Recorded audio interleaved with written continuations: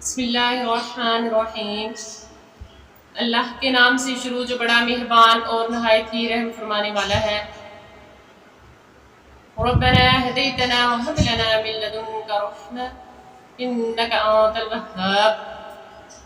صلی اللہ تعالی علی خیر خلقہ واصحابہ وبارک وسلم۔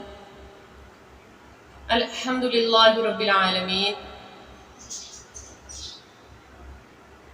وعدہ کے بارے میں اللہ تبارک و تعالیٰ اور آقا علیہ السلام کی طرف سے کیا تاکید فرمائی گئی ہے۔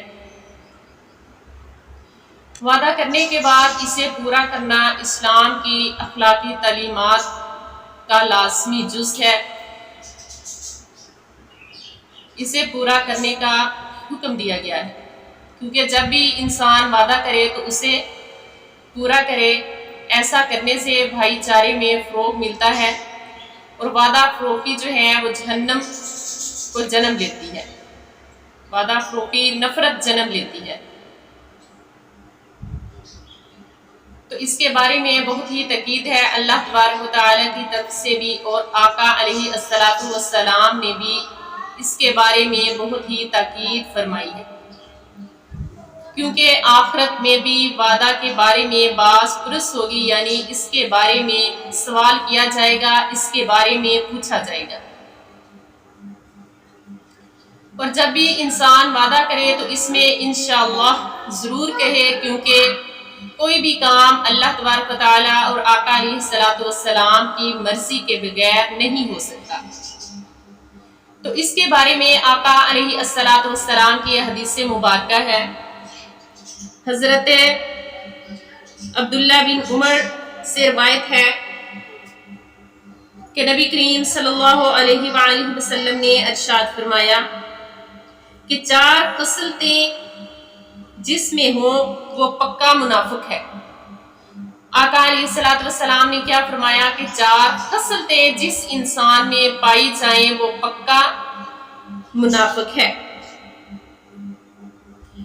ایک کہ جس ان میں سے ایک عادت بھی ہو تو منافقت کی ایک علامت، جب اس کے پاس امانت رکھی جائے تو وہ اس میں خیانت کرے، جب وہ بات کرے تو جھوٹ بولے، وعدہ کرے تو اسے پورا نہ کرے، اور جب جھگڑا کرے تو گالی گلوچ کرے۔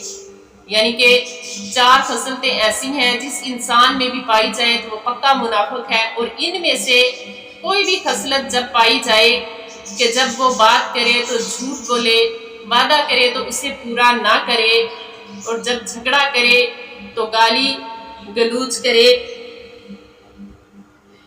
تو یہ وہ تمام عادتیں ہیں کہ جن سے منع کیا گیا ہے۔ اور وعدہ وہ ہے کہ اگر اس کو پورا نہ کیا جائے تو اس کے بارے میں بہت ہی تاکید ہے آقا علیہ السلام کی، اور اللہ تبارک و تعالی کی اس کو پورا کرنے کا بہت ہی حکم دیا گیا ہے، اور اسے پورا نہ کرنا بھی ایک جھوٹ ہے اور گناہ کبیرہ میں شمار ہو جاتا ہے۔ تو اللہ تبارک و تعالی ہمیں اسے پورا کرنے کی توفیق عطا فرمائے۔ جو کوئی بھی جس بھی انسان سے وعدہ کرے تو وہ اسے پورا کرے، اور انشاءاللہ کہے، کیونکہ یہ اللہ تبارک و تعالی کی طرف سے کہ اللہ تبارک و تعالی اور آقا علیہ السلام کی مرضی کے بغیر کوئی بھی کام نہیں ہو سکتا۔ صلی اللہ تعالی علی خیر خلقہ واصحابہ وبارک وسلم، وما علینا الا البلاغ المبین۔ جزاک اللہ خیر۔